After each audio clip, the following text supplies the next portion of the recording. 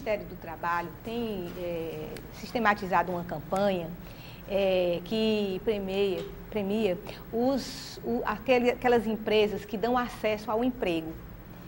E, paralelo a isso, a gente vê no nosso STF uma tendência muito forte para legalizar o aborto do anencefalo.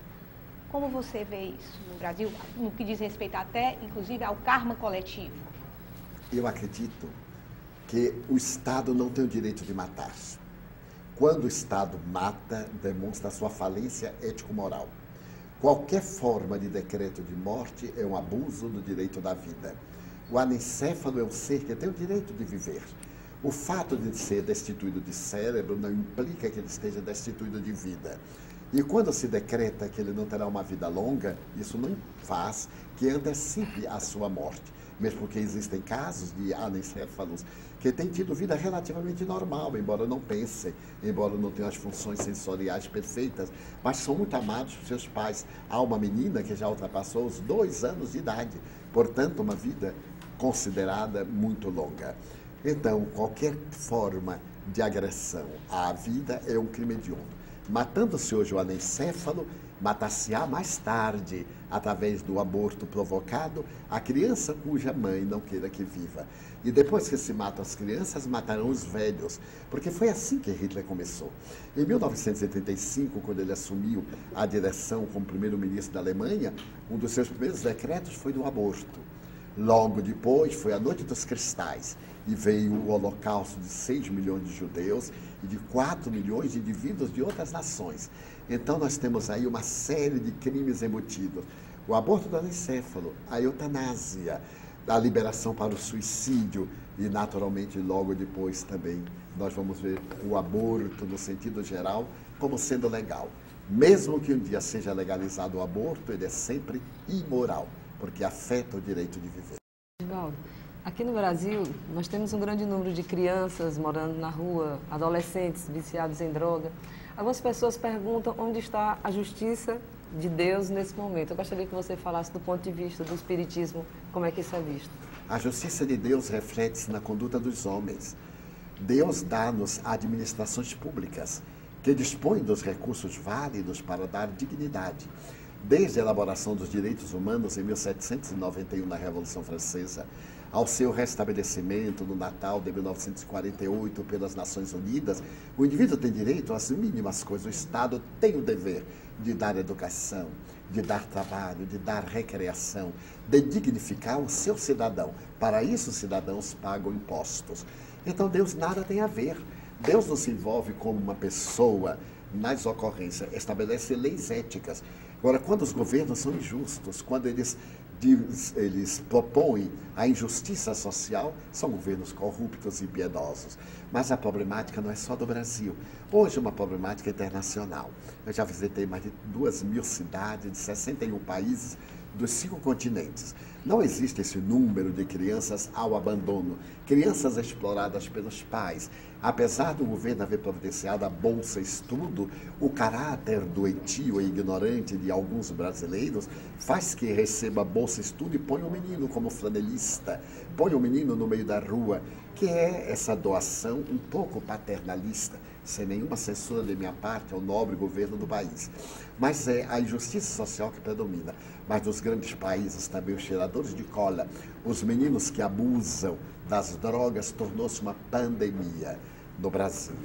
É mais grave por causa do nosso atavismo, a indiferença com os pobres, com o afrodescendente.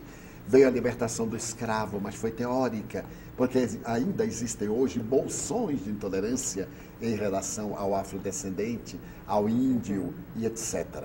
Então, Deus é todo justiça e amor. Aqueles que são os geradores desses males sofrerão na consciência de culpa. E esses que hoje são vítimas da circunstância, se nós os amarmos e os educarmos, como estamos fazendo na Mansão do Caminho, que temos o atendimento ao menino de rua, pegamos o menino de rua, levamos e nunca tivemos uma incidência de drogadição dentro das nossas fronteiras. A Federação Espírita Brasileira vem desenvolvendo nessa última década uma campanha intitulada Família, Vida e Paz. onde é abordado a problemática da droga, do aborto, que nós perguntamos agora. Por favor, fale para a gente sobre o suicídio, as consequências dele, que está sendo uma calamidade pública, a gente sabe, em alguns lugares especialmente, na visão espírita. O suicídio é o salto espetacular no abismo do nada no sentido filosófico. Porque o suicídio desperta a lei da morte, não somente com o problema do qual quis fugir, mas também com as consequências do ato perpetrado contra si mesmo.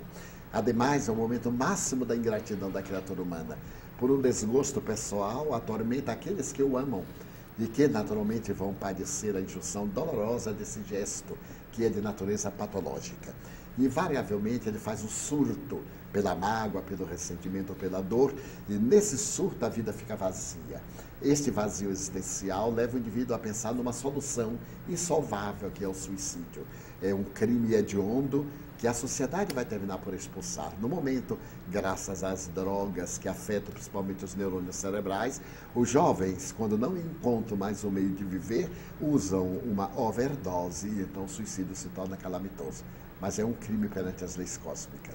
Estudiosos dizem que a juventude é uma fase que começa um pouco antes agora, as meninas vão ficando e os meninos mais cedo, jovens, e também dura um pouco mais. E a gente sabe que na fase da juventude há uma espécie de impulsos voltam de outras vidas, não é? Como você diria algo nessa fase tão difícil, tão singular e tão preciosa para os jovens? Principalmente nós que vivemos em clima tropical, a irrupção dos fenômenos sexuais vem se dando cada vez antes do período biológico estabelecido. E vemos a gravidez aos 11 anos, aos 12 anos. Nós atendemos em nosso centro médico meninas com 12 anos grávidas e que não sabem exatamente o que aconteceu por causa da hipocrisia religiosa do passado, que fez do sexo uma coisa imunda e, ao invés de esclarecer, coibiu. Tudo que é coibido, proibido, desperta interesse. E então o sexo entre os jovens, principalmente nas classes menos abastecidas economicamente, socialmente desprezadas, o fenômeno sexual, ao irromper logo nos primeiros tentames, tem a coabitação e a gravidez lamentável. Então é necessário uma revisão dos currículos pedagógicos para introduzir a educação sexual, não através apenas da escola, mas no lar, principalmente acabando o tabu de que o sexo é sujo. Eu sempre digo assim, como Deus poderia criar uma coisa suja para reproduzir a vida?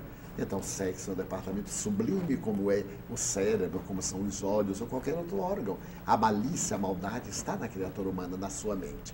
Então, nosso mundo tropical, principalmente, este período que é de encantamento transforma-se muitas vezes em um período de decrepitude mental, emocional, porque o jovem fica comprometido com o passado, aborta para ver-se livre, ou entrega o filho a qualquer pessoa, foge, procria, sem poder educar, gerando esse mundo enorme dos necessitados e dos infelizes.